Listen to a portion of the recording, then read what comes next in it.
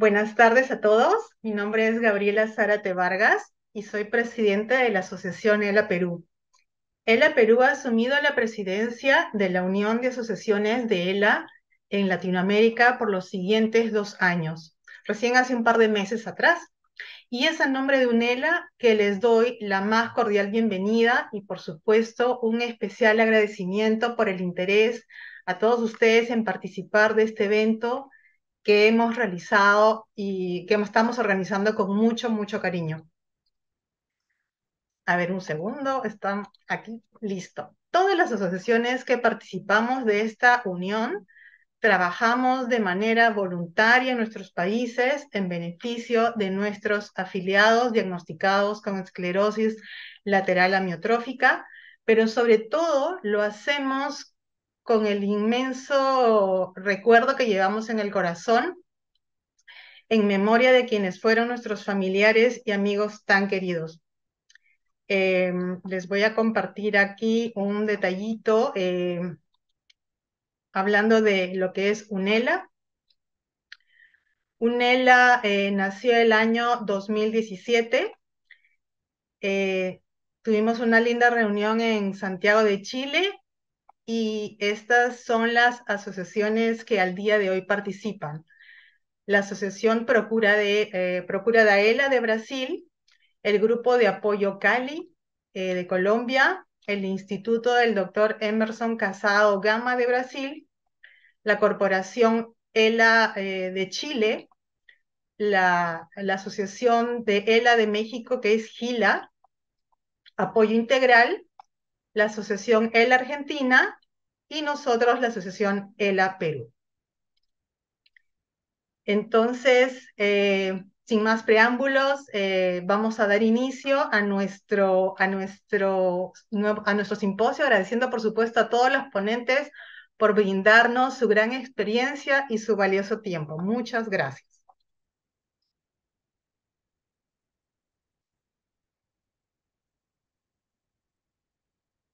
Le doy el pase a México, nuestros amigos de México, para que puedan hacer la presentación de la primera ponencia de la tarde. Laurita.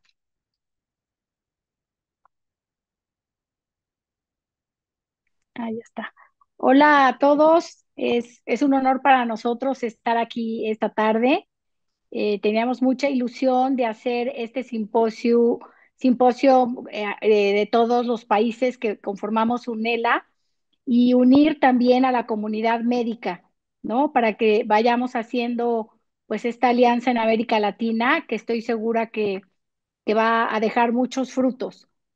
Les damos las gracias por participar y cada país vamos a tener un representante que vamos a hablar de diferentes temas. En nuestro caso tenemos a la doctora Isabel Fernández del Castillo Quintana. Ella es médico especialista en medicina de rehabilitación por el Instituto Nacional de Rehabilitación. También tiene alta especialidad por el Instituto Nacional de Neurología. Realizó rotaciones en el extranjero como Spalding y Campus Médico de Roma. Ella es fundadora y cooperadora de Apoyo Integral Gila desde nuestros inicios. Fue un pilar importantísimo para darnos un poquito el contexto médico de lo que es la ELA, de lo que es un deterioro neurodegenerativo. Así que estoy muy contenta de que ella abra este congreso y de que sea la persona que nos represente a México. Antes de que Isabel empiece, también quiero comentar que estoy junto con Gaby, también entramos a la mesa directiva. Por los próximos 2 años estaremos como México como vicepresidentes. Y bueno, soy Laura Padilla, presidenta de Apoyo Integral Gila, y le cedo la palabra a la doctora Isabel. Muchísimas gracias a todos por estar aquí. Hola, ¿qué tal? Buenas tardes. Yo soy la doctora Isabel. También agradeciendo a todas las asociaciones de Latinoamérica que trabajan por los pacientes con ELA. Para mí es gratísimo trabajar con Laura, con Apoyo Integral Gila. Reconozco lo que hacen por los pacientes, sobre todo en estas circunstancias de una enfermedad tan catastrófica para ellos y para las familias. Y ellas saben, y extiendo esto al resto de las asociaciones, que en lo que esté de mi parte y pueda ayudar, siempre contarán conmigo, ¿no? Voy a compartir la pantalla y vamos a hablar, bueno, a mí me pidieron que habláramos un poco sobre la rehabilitación física en la esclerosis lateral amiotrófica. Al ser la primera ponencia, sabiendo que estoy con gente que conoce el padecimiento, con médicos y gente que trabaja en el ámbito de la salud y conoce este padecimiento, pues me doy la oportunidad de dar unas pequeñas generalidades, creo que todos conocemos, pero que es importante tenerlas en cuenta porque cada uno de estos pacientes pues presentarán la sintomatología, ¿no? Y los rasgos característicos de la ELA de modo particular, ¿no? No todos presentan de la misma forma estas características. Y también, pues es muy importante tener el contexto, ya que el manejo de cualquier aspecto en esta enfermedad, también siempre hemos de tomar en cuenta las condiciones personales, familiares, laborales del paciente con que nos encontramos, ¿no? Entonces, creo que del tema que sea aborde en este simposium, siempre sabiendo que las circunstancias particulares de cada paciente son únicas, ¿no? Y que nuestro apoyo, manejo médico y tratando de mejorar la calidad de vida tiene que ser en un contexto del paciente en su totalidad, ¿no? Como persona, como familiar, padre, esposo, esposa, abuelo, circunstancias laborales, y todo eso sabemos muy bien que es fundamental para poder atender de la mejor forma posible a estos pacientes. A ver. Bueno, como sabemos, la esclerosis lateral amiotrófica es un trastorno neurodegenerativo donde hay una pérdida de neuronas motoras superiores e inferiores en la corteza motora, en los núcleos del tronco encefálico y del asta anterior de la médula espinal, ¿no?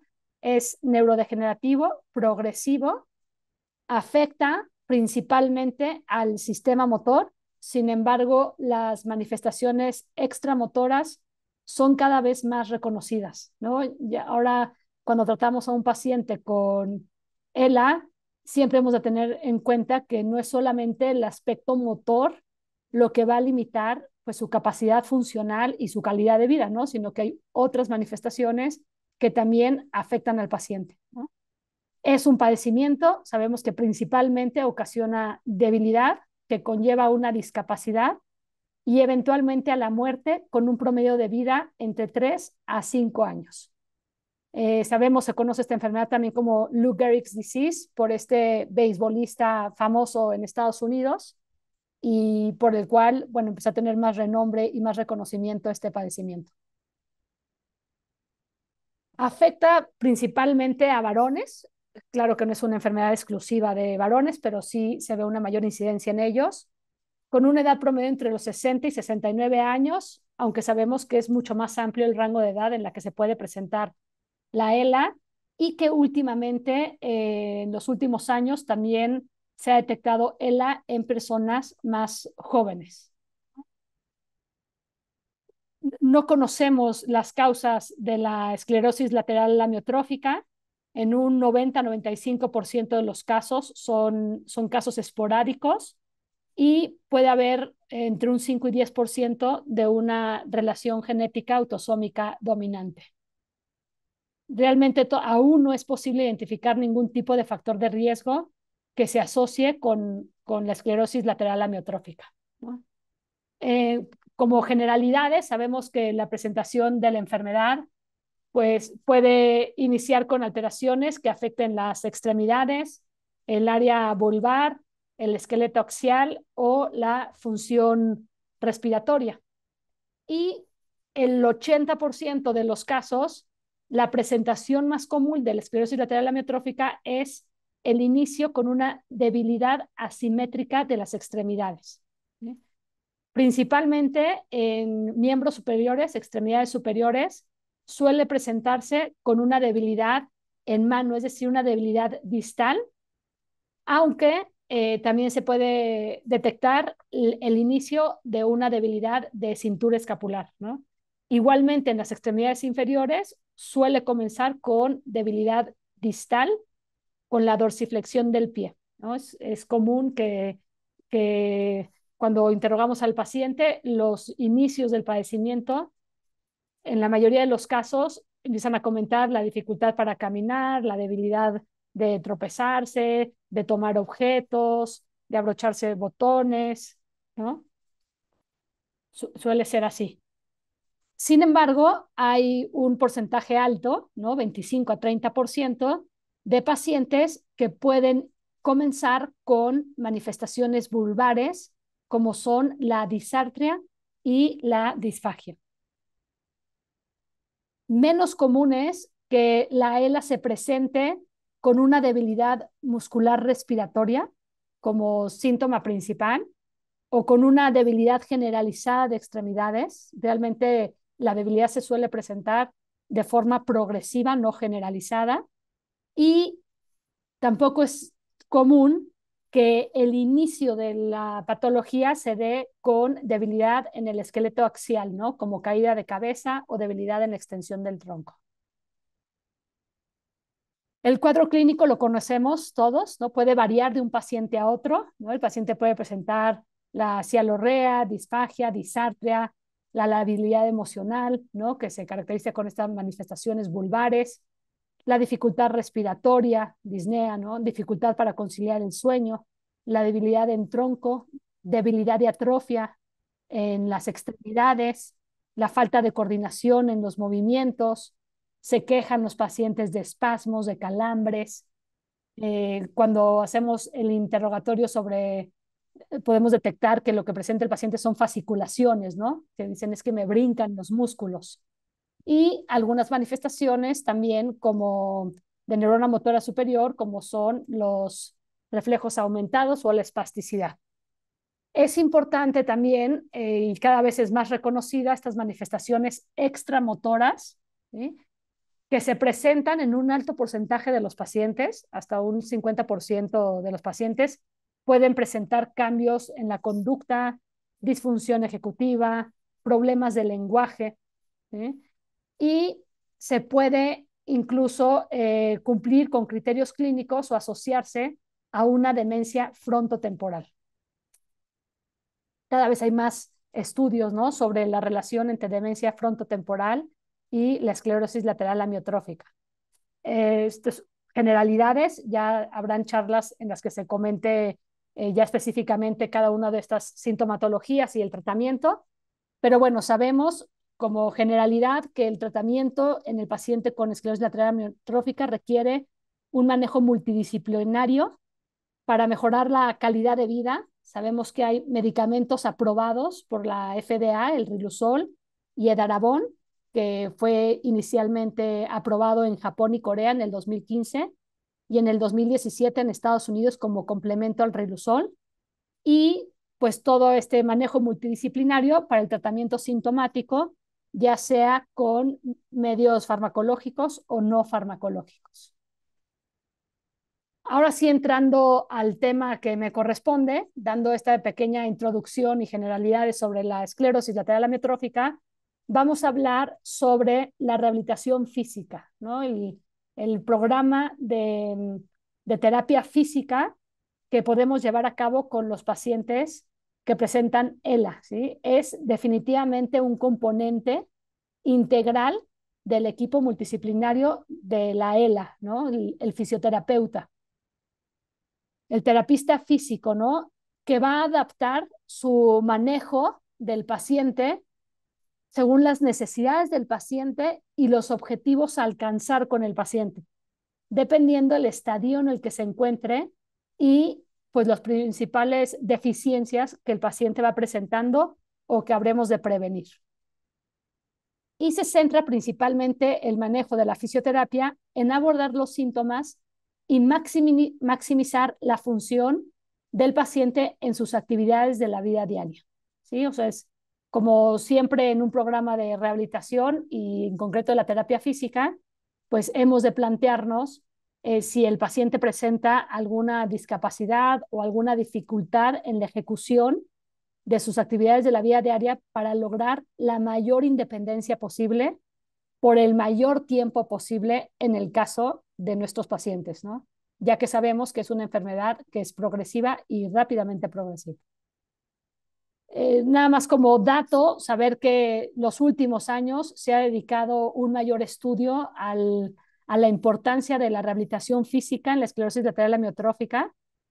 Podemos encontrar cada vez más estudios que hablen sobre qué es lo más conveniente de tipo de ejercicios, de el riesgo de caídas, de la rehabilitación en general de este tipo de pacientes, ¿no? Se ha dado como cada vez mayor importancia a la participación de un equipo multidisciplinario de rehabilitación para la atención de los pacientes, ¿no? Por supuesto, la fisioterapia va a variar según las circunstancias del individuo. Sabemos que la presentación de la enfermedad no es igual en todos los pacientes.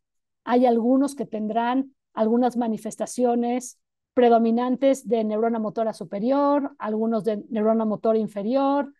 Habrá personas que se asocian con estas manifestaciones extramotoras, digamos, donde hay que tener en cuenta la posibilidad de participación del paciente en un programa de terapia física y también todo el contexto social en el que se encuentra el paciente para poder, pues, potenciar justamente las habilidades del paciente y llevarlo a su máxima funcionalidad posible. El plan de trabajo implica principalmente el fisioterapeuta ha de determinar si el paciente presenta impedimentos, ¿no? Si presenta limitaciones en las actividades o restricciones en la participación familiar y social, incluso laboral, del paciente, ¿no? Haciendo ese primer diagnóstico, el fisioterapeuta se puede plantear objetivos alcanzables dependiendo las circunstancias de cada individuo, ¿no? Y esos objetivos han de estar encaminados a ver qué es aquello que se puede restaurar, ¿no? Cuando llega el momento en que se requieren estrategias o intervenciones compensatorias, ¿sí? Y cuando se requiere derivaciones a diferentes profesionales de la atención médica, ¿sí? O sea, el fisioterapeuta, el terapista físico, dentro del equipo de rehabilitación, su participación es desde el inicio del padecimiento, ¿sí? O sea, desde la primera fase de la enfermedad, el terapista físico se ha de involucrar en el manejo del paciente, ¿no? Y conforme la enfermedad va avanzando, precisamente se van replanteando los objetivos posibles y alcanzables con el paciente y también saber que dentro del equipo multidisciplinario hay otros expertos para el manejo de distintas circunstancias, como ya se hablará en su caso en el simposio sobre disfagia, sobre la rehabilitación pulmonar, ¿no? Y muchas cosas más. Entonces, la rehabilitación física, en ella se deben de desarrollar planes de manejo adecuados, ¿sí? Para intervenciones, en primer lugar, preventivas, intervenciones compensatorias y o intervenciones restauradoras, ¿sí? Dependiendo la etapa de la enfermedad. Por ejemplo, en una etapa temprana, ¿sí? Donde el paciente, la mayoría de los pacientes presentan aún independencia en la movilidad, en la funcionalidad, en sus actividades de la vida diarias, a pesar de que comienzan con cierta debilidad, pues podemos asumir que el paciente presenta restricciones mínimas. Aquí algo muy importante es la prevención, ¿sí? Ya ahondaremos, de complicaciones y después de posibles dolor o fatigas, ¿sí? Y restaurar en la medida de lo posible la funcionalidad que se vaya perdiendo, ¿no? La etapa intermedia de la enfermedad, sabemos que el paciente va progresando y cada vez serán mayores las deficiencias y las limitaciones en las actividades de la vida diaria, así como restricciones en la participación familiar, social o laboral, ¿sí? En este caso, se deben de plantear necesidades de intervenciones compensatorias y la dependencia, empezar a ver que es posible que exista la dependencia de otras personas. Me acuerdo muy bien de un paciente aquí en México, cómo refería yo creo que Laura de tener ese podcast, donde él hablaba, después de haber como aceptado su enfermedad y ya haberla reflexionado, después de que se tardó muchos años en aceptar que ese era su diagnóstico, cómo hablaba de todos los días para una persona con ELA implica un duelo, ¿no? Un duelo en ir perdiendo cierta funcionalidad, cierta independencia y aceptar la necesidad de otros, ¿no? La dependencia de otros para las actividades cada vez más básicas. Bueno, en el aspecto de la rehabilitación física, el fisioterapeuta tiene que conocer el padecimiento, conocer la evolución probable que tendrá su paciente, porque es muy importante el aspecto también de empatía y de acompañamiento en todo ese proceso de duelo, pues para realmente llevar al máximo esa funcionalidad posible, ¿no? Entonces, digo aquí, eso es muy importante que el fisioterapeuta que trabaje con nosotros ha de tener un conocimiento de la enfermedad y tener esa habilidad de crear esa empatía para acompañar en este proceso, ¿no? Tampoco forzar de más, pero tampoco dejarlo, ¿no? Sino realmente acompañar para estimular la mayor independencia.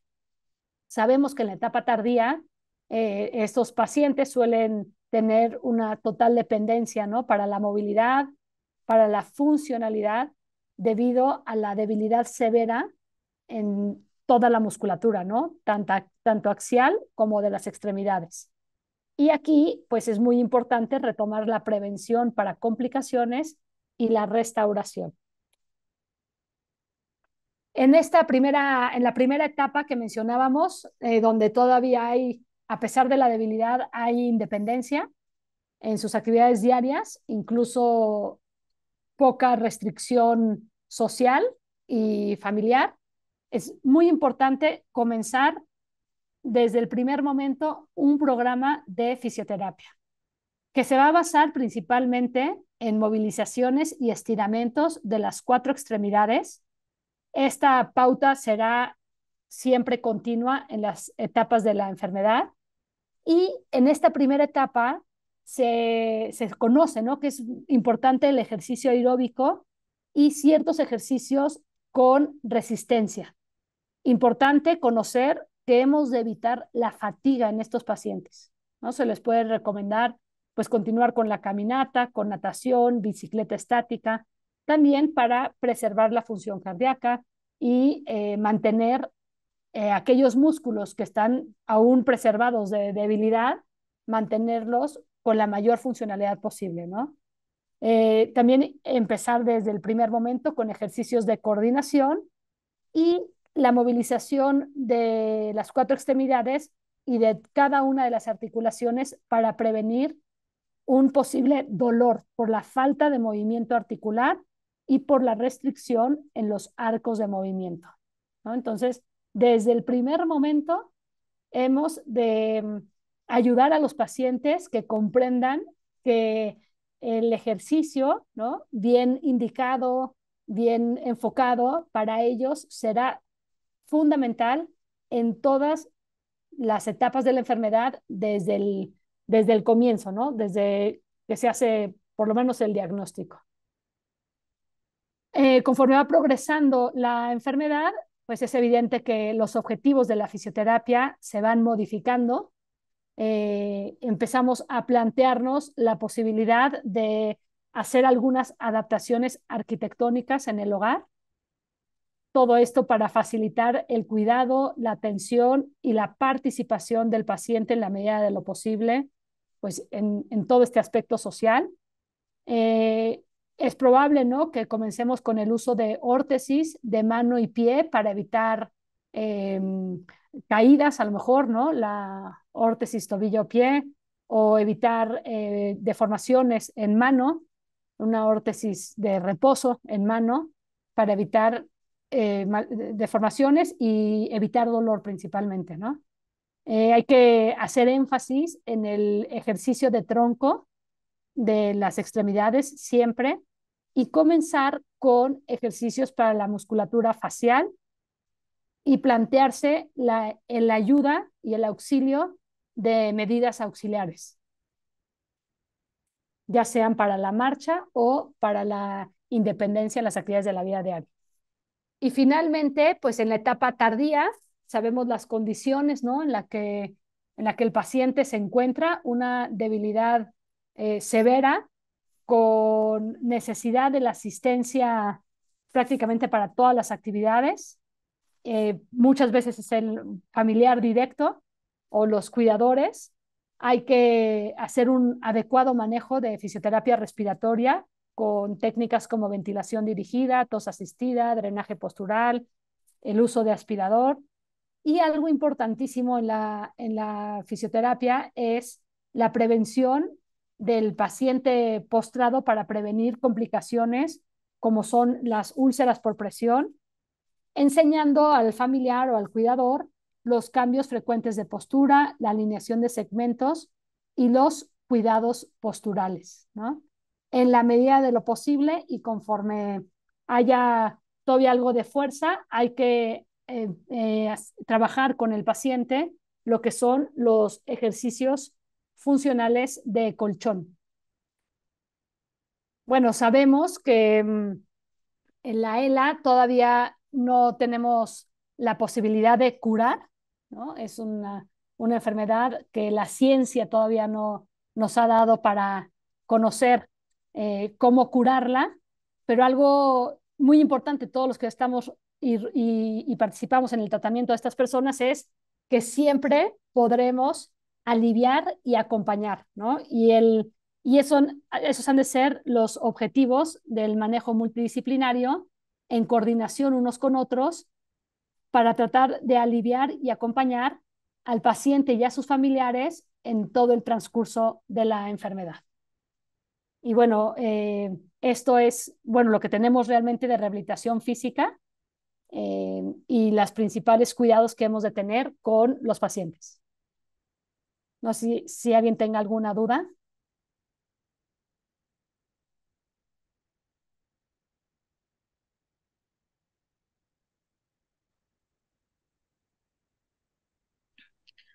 Hola, ¿cómo estás? Mi nombre es ¿Qué María tal? Yaviri. ¿Qué tal, María? ¿Puedo preguntar? Sí, claro, claro, por Tengo supuesto. acá una invasión de mi hija y otra amiguita. Está muy bien.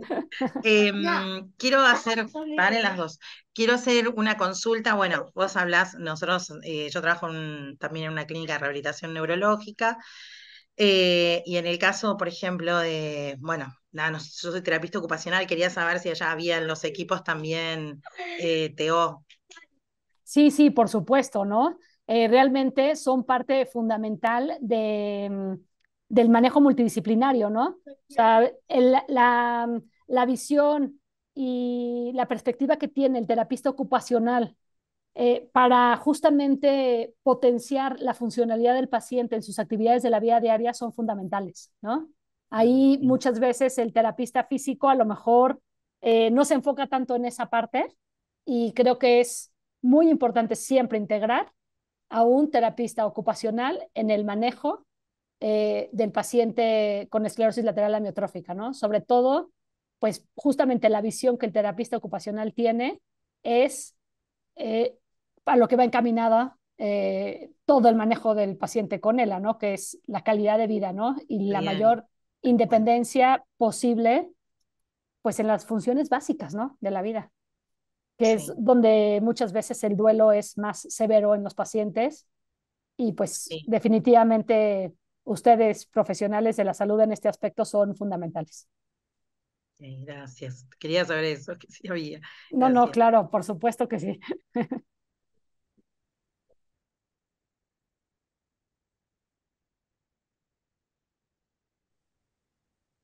No ahonde más en algunos aspectos porque vi el temario y se van a tocar muchos de estas cosas por separado, ¿no?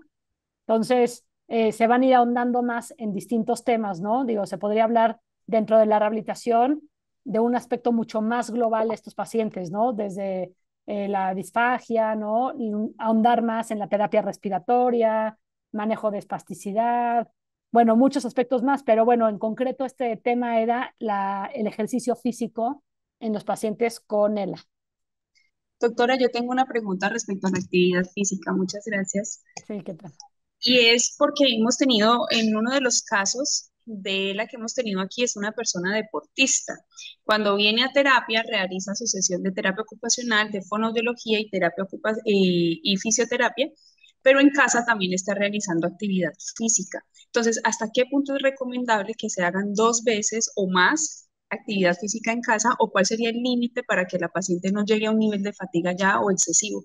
Mira, en los pacientes deportistas, bueno, no, digo, cuando uno trata a pacientes deportistas, sabe que todo este aspecto emocional es importantísimo para ellos, ¿no? Y dejar de hacer ejercicio es como lo peor que les puede pasar, ¿no? A eso junta un diagnóstico como es la esclerosis lateral amiotrófica. Entonces, en mi experiencia es, no podemos decirle, es que no puedes hacer la misma intensidad de ejercicio que solías hacer, que tus músculos los puedes dañar más, y, o sea, va a ser muy difícil que lo entienda, sino tiene que ser un proceso paulatino, acompañando al paciente en la aceptación de la enfermedad. No es fácil, ¿eh? No es nada fácil, o sea, y dependiendo también en qué momento se hace ya un diagnóstico certero, ¿no? Pero lo que sí es explicarle al paciente que en el caso de este diagnóstico por la fisiopatología de la enfermedad, lo importante es no llegar a la fatiga, ¿no? Y no fatigar los músculos. Entonces, ahí, dependiendo del tipo de deportista que tienes, pero es parte de esta parte de empatía y de acompañar al paciente es hacerle entender que lo que nosotros necesitamos es proteger sus músculos, ¿no? Y prevenir complicaciones, ¿no? Entonces, que justamente el ejercicio que ha de hacer ya tiene un objetivo distinto que el correr el maratón, ¿no? Sino que es mantener una salud muscular, una fuerza muscular suficiente, rangos de movimiento articular completos, ¿sí? Y todo este aspecto de estiramientos y evitar complicaciones, ¿no? No es fácil. Si ya fue a la fisioterapia, realmente no haría falta un ejercicio intenso después en casa, por supuesto, pero tienes que ir acompañando al paciente y él mismo, o sea, tristemente es que lo va experimentando, ¿no? Porque para él el consumo de energía va a ser mucho mayor y se va a fatigar en exceso, ¿no? Entonces, yo creo que ahí más bien acompáñalos, ¿no? En ese ir aceptando y que ellos vayan entendiendo cuál es la circunstancia de la patología y el por qué le restringes la intensidad del ejercicio.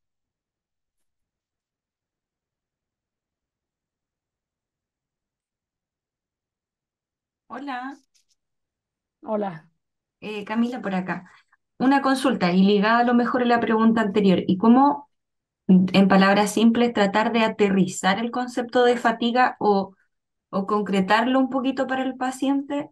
Eh, ¿Cómo explicarle la fatiga o hasta qué punto él tiene que decir de acuerdo? Ahora sí, quizás me exige un poco más y llegue a la fatiga. Por lo general, Ujú. los pacientes experimentan la fatiga, ¿no? Ya. Te dicen, es que después de haber ido contigo me puse yo a hacer algo de bicicleta en mi casa, ¿no? Es que simplemente son todos los músculos que se van debilitando, aunque unos vayan de una forma más acelerada que otros, y Ujú. eso implica un gasto energético mayor. El Ya. mismo paciente va a experimentar una fatiga no solamente muscular, que a lo mejor se puede presentar con más fasciculaciones, los calambres, ¿no? Sino que la fatiga real de decir, me quedé dormido toda la tarde, ¿no? O sea, ya no pude más. Entonces, es ahí donde uno va explicando.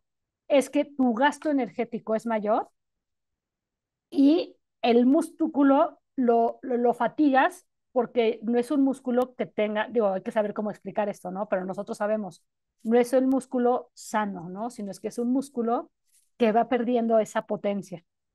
Y si él intenta tener la potencia antes de la presentación de la enfermedad, evidentemente ese músculo no va a dar lo suficiente, ¿no? Entonces, también en parte, nosotros podemos explicar al paciente, pero es tan fuerte la aceptación de esta patología que hasta que él no lo va experimentando y se va dando cuenta que si se excede, se acaba limitando más en muchos otros aspectos de la vida, que lo va a ir asumiendo, ¿no? Y lo va a ir aceptando, ¿no? O sea, aunque te dan el diagnóstico, yo creo que no hay persona que lo asuma así, ya me dijeron que tengo ELA, sino que pues lo vas experimentando porque te vas dando cuenta en tu vida las limitaciones que vas experimentando. Muchas gracias. No, Doctora Isabel, hay una pregunta en el chat. ajá, Déjame. ya aquí lo veo, a ver. Buenas, hola, gracias Dice, por la exposición. licenciada Buensola, gracias por la exposición. Ah, ¿tú la estás leyendo? Sí, aquí lo estoy leyendo. De Evelyn Ajá. Ospinal. En una consulta, y al paciente con sonda nasogástrica y con traqueotomía, ¿cómo sería el abordaje? Justo hace unos días dejó de comer. Eh, Miren, por ejemplo, en estos casos, recuerdo a este otro paciente que decía, ¿no? En un paciente con ELA, cada día vas experimentando un duelo nuevo, ¿no? O sea, ¿por qué? Porque una función, pues te das cuenta que ya no la haces, ¿no? Y que la hacías hace 2 días y que de repente dices, ya no puedo lavar los dientes, ya no puedo comer, en este caso la sonda nasogástrica o la traqueotomía, ¿no? Eh, en este tipo ya de intervenciones ya suele ser una etapa pues intermedia avanzada donde lo que tú necesitas es sobre todo siempre mantener y prevenir dolor y arcos de movimiento, ¿no? Los estiramientos y la prevención de otras posibles complicaciones, ¿no? O sea, en estos pacientes el ejercicio, digamos, se va convirtiendo en un tipo de movilización más bien activo-asistida. Es decir, lo que el paciente pueda hacer más el acompañamiento del fisioterapeuta para completar el programa de ejercicios. Tomando en cuenta la habilidad emocional que implica, pues ya estar con una sonda nasogástrica, ya estar con una traqueotomía, ¿no? Cuándo forzar un poquito, cuándo no forzar, ¿sí? Marita tenía una pregunta, o comentar, perdón, comentar algo. Hola, Hola. yo soy Marita de ELA Perú. A mí me toca mi ponencia mañana. Yo soy nutricionista clínica y tengo a mi esposo con él hace 21 años, ¿no? Y con respecto al tema de cuando mi esposo fue una persona muy deportista, sumamente deportista, y cuando empezó las terapias, sucede un poco lo que comentó la chica que nos comentó hace un rato, que esa desesperación por llegar de la terapia, ir a nadar, ir a esquiar, ir a hacer todo lo que pudiera, porque es un poco lo que tú dices, es querer sentirse vivo, ¿no? Que puede. Sí. Entonces, es bien difícil decirle a un paciente como ese, mira, ya no vayas a nadar porque no vas a poder. Totalmente. Pero ahí es que la nutrición juega un rol muy importante, ¿no es cierto? Porque igual que un paciente sano que va a ir a jugar fútbol o a ir al gimnasio, yo lo repongo, le doy un alimento antes de ir o le doy proteínas cuando sale, en cierta forma eso lo trasladamos al paciente con ELA y entonces podemos prevenir un poco esa fatiga si tomamos esas consideraciones, ¿no? ¿Qué va a comer el paciente antes? Que si después le voy a dar su batido que tenga grasa, que tenga proteínas, todo eso va a hacer que la fatiga no se presente con la misma frecuencia que se suele presentar si no tomamos esas consideraciones, ¿no?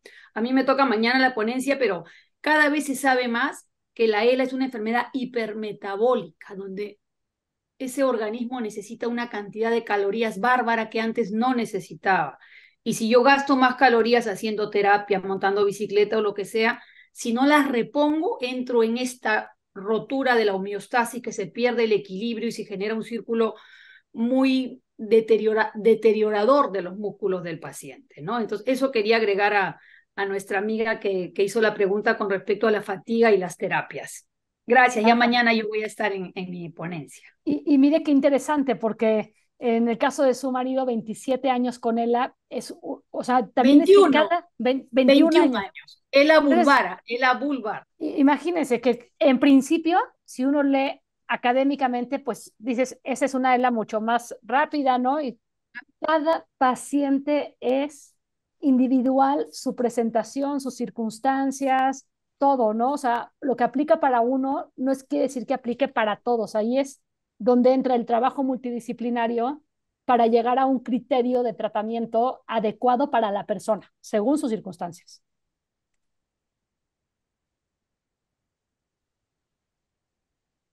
Aquí, doctora, por favor, ¿podría repetir la farmacología que mencionó en su exposición? Bueno, realmente solo mencioné los medicamentos que están aprobados para la ELA, que es el Riluzol, que ese tiene muchos años aprobado, y en los últimos años el Edarabón, que realmente se comenzó a utilizar en Japón y en Corea en el 2015, y la FDA lo aprobó en el 2017 como complemento al Riluzol. Después, ya en cuanto a medicamentos, hay muchas opciones, pero para tratar otras características de la ELA, ¿no? O sea, desde la cialorrea, la disnea, o sea, ahí ya entra otro, ¿no? Pero como tratamiento, digamos que sabemos que no es curativo, sino que prolonga la vida, son estos dos que mencioné. Bueno, Isabel, como nos quedan unos minutos antes de despedirnos, me gustaría justamente que platiquemos estos casos de los que estábamos hablando, como el esposo de Marita, en el que vemos que ahora sí que los libros no dicen lo que en realidad sucede, ¿no? O sea, la teoría médica contra la experiencia que tenemos aquí varias gentes, ¿no? También dicen que la ELA dura de 3 a 5 años, mi mamá duró casi 12, también fue un caso muy atípico. Hoy entiendo que fue una ELA primaria, anteriormente no sabíamos por qué mi mamá había durado tanto. Eh, ¿Qué se hace con este tipo de personas que sí tienen esta ELA tan prolongada?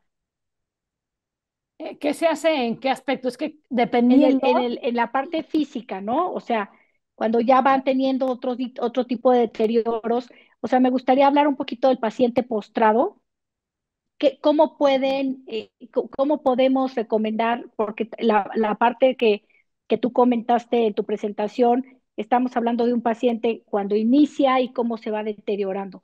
¿Qué hacemos con un paciente postrado? Un paciente postrado, lo principal es, bueno, acuérdense que toda rehabilitación física se ha de manejar por objetivos, ¿no? Si el paciente está postrado en cama o en una silla, ¿no? O sea, que la movilidad es mínima, lo primero que hemos de plantearnos es lo que se plantea en el ámbito médico de cualquier paciente postrado, evitar complicaciones, ¿no? Las principales complicaciones son una úlcera por presión, un paciente postrado de mucho tiempo postrado, bueno, a veces ya presentan osteoporosis, ¿no? Que no vaya a haber fracturas, evitar dolor con la movilización articular, ¿sí? Entonces, más bien el paciente postrado está encaminado a la prevención de complicaciones, manteniendo la movilidad, los cambios de posición, ¿sí? Y por supuesto, la rehabilitación respiratoria, ¿no? La fisioterapia respiratoria, ya que la acumulación de secreciones, pues es lo que desencadena después una posible neumonía y un desenlace fatídico, ¿no? Entonces, el paciente postrado principalmente ha de estar encaminado su manejo de fisioterapia física a la prevención de complicaciones. Ok, perfecto. Sí. Por eso la importancia del temario, ¿no? Del simposium en el que se tocan todos los temas que pues finalmente están todos relacionados, ¿no? Todos relacionados, digo, todos. realmente hablar de ELA, pues efectivamente 2 días incluso nos queda corto, ¿no? Porque de cada aspecto se puede ahondar mucho, ¿no? Claro. Aquí están comentando que si se van a compartir presentaciones. Gaby, Perú está grabando, ¿no? Gaby, estás grabando las presentaciones para posteriormente eh, irlas nosotros publicando. Cada país las va a ir publicando, entonces no se preocupen que todos van a tener cada una de las presentaciones y los temas. Así es, estamos grabando todo de manera independiente, cada tema va a ir en un capítulo aparte. Así que por eso no se preocupen, nos va a tomar un poquito de tiempo, pero vamos a irla subiendo. Por otro lado, me gustaría preguntarle a la doctora, en los casos, por ejemplo, en que los pacientes eh, postrados o en cualquier estadio, digamos en la etapa intermedia avanzada, que presentan mucho dolor, o sea, dolor de cuerpo en general, no es lo usual, pero en muchos casos no quieren ni que los toquen. Entonces, en ese caso, ¿qué se puede hacer? Mira, siempre la base de la terapia física como base de tratamiento, desde la primera etapa, consiste en movilización y estiramientos, ¿sí? O sea, conforme una articulación no se mueve, es más propensa al dolor. Si un músculo no se mueve, es más propenso a la contractura y al espasmo y a provocar dolor, ¿no? Si unos ligamentos no se mueven, igual limita la restricción de movimiento y eso provoca dolor. En el caso del dolor del paciente con ELA, hay que saber distinguir cuál es la causa de dolor. Si es un dolor articular por falta de movimiento, por ejemplo, eh, falta de movilización del hombro, que suele ser una de las articulaciones que más duelen por falta de movimiento, entonces hay que tratar de prevenir eso. ¿Cómo? Moviendo ese hombro. Ahora preguntan aquí el uso de aparatos de fisioterapia. Algo puede ayudar, por supuesto.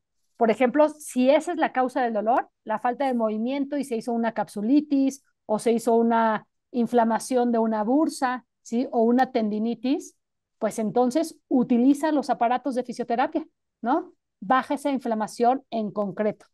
Ahora es distinto cuando presentan un dolor miofacial, que es ese dolor generalizado, ¿sí? Que se manifiesta principalmente, pues justamente en las fascias musculares y que el manejo ya no es solamente con movilizaciones y estiramientos, que siempre ayuda, ¿eh? Calor local también, pero también a lo mejor ya con algún tratamiento farmacológico, ¿sí? Entonces, aquí a eso me refiero en cuanto pregunta Judith Madariaga de los aparatos de fisioterapia. Para nosotros tratar el dolor en el paciente con ELA, hay que hacer un diagnóstico de cuál es la causa de dolor y entonces ya tratar esa causa, ¿no? No sé si me expliqué. O sea, hay que distinguir entre un dolor articular, ya sea tendinoso, musculoesquelético, una bursa, un desgaste articular, ¿no? O un dolor miofacial generalizado, ¿ok? Ahí entonces el planteamiento ya es distinto en uno u otro caso. Muchos de estos aparatos, por ejemplo, algunos los puedes trasladar al domicilio, ¿no? Si es el caso de un dolor de hombro, así muy localizado, pues te puedes llevar tu ultrasonido, tu electroterapia, a ver si con eso en algo ayuda, ¿ok? No es que vaya a ser la solución máxima, pero puede ayudar en algo. Ok. Tenemos No, otra pregunta, Isabel. sí. ¿La quieres leer? Una consulta. A mi esposo camina y tiene movilidad solo sus brazos. No, pero se cansa de estar parado o estar sentado. ¿Qué puede hacer? Tiene dolor de cuello y dolor de brazos. A ver, lo que entiendo es, o sea, que él tiene adecuada movilidad en miembros inferiores, que realiza bien la caminata, pero los brazos no los está moviendo, ¿sí? Entonces, él es, Exactamente, doctora, disculpe, perdón. uh-huh. Entonces es muy importante que si donde está teniendo la pérdida de fuerza principalmente son los miembros superiores y eso está conllevando una inmovilidad articular, lo primero que hay que hacer es tratar que ese dolor se exacerbe manteniendo el rango de movimiento y estiramiento muscular, ¿sí? Movimiento también de columna cervical, movimiento de las extremidades superiores en este caso, ¿sí? Y el estiramiento. El calor local, a lo mejor en este caso para el cuello, si se le ponen unos TENS, ¿no? Le puede ayudar, o ocasionalmente un masaje miorrelajante con alguien que sepa hacer algún tipo de masaje, pero no tan profundo, ¿no? Para que no vaya a dejar más adolorido. O sea, puede ser, la base es no dejar de mover las articulaciones. El mantenimiento del rango de movimiento articular, vamos a hacer prevenir futuros dolores. Muchas gracias, doctora. ¿De qué? Y luego también entre los mismos pacientes y ustedes en las asociaciones saben que luego se recomiendan una u otra pomada que alivie el dolor justamente para estos dolores miofaciales que son beneficiosas, ¿no? Y ayudan para el manejo del dolor. A nosotros nos preguntan frecuentemente por alguna pomada, como estás contando tú, para el dolor. Pues ya ves cuando no usan el cuello o el cuello lo usan a ratos y es algo que pierde mucha fuerza, ¿no? El Sí. cuello. ¿Hay alguna en especial, cualquiera relajante, desinflamatoria? ¿Qué es lo que tú sugieres para este dolor de cuello que es un poco general? Pues miren, pueden probar alguna pomada que están en el mercado con antiinflamatorio. Ujú. Muchas pomadas traen ketoprofeno, por ejemplo, indometacina, ¿no? También traen. Y voy a decir algo que no sea políticamente correcto en la medicina, pero la pomadita de marihuana les ayuda mucho, ¿no? Sabemos que alivia bastante el dolor y muchos pacientes que la pueden conseguir es algo que les ayuda a manejar el dolor, ¿no? Entonces, puede ser desde una pomada con algún antiinflamatorio que les ayude, hay muchas en el mercado, o digo yo, de varios pacientes que sé que consiguen su pomada de marihuana y la verdad es que les Marihuanol. ayuda mucho. Ujú. Bueno, aquí en Claro. México el marihuanol que lo consigues en el metro, pero la realidad es que les puede ayudar mucho a aliviar también las molestias. Sé de Perfecto. otros, por Déjame. ejemplo, que también la cuestión económica en la familia es fuertísima, ¿no? Y sé de personas, ¿no? Que incluso se lo preparan con un poco de alcohol y se lo untan, ¿no? En el cuello y eso les alivia, ¿no? Sí, alguien aquí está comentando que funciona mucho el cannabis en aceite. Es efectivo, o sea, efectivamente es una realidad Ujú. esto, ¿no? Que sí funciona, que sí alivia el dolor y pues sabiendo que esto es una posibilidad terapéutica, ¿no? Muy bien. Bueno, pues queremos agradecer muchísimo a la doctora Isabel por su participación. Nos quedan unos minutos antes de cerrar esta plática. Quisiera saber si alguien más tiene algún comentario o la doctora quiere tener algún cierre.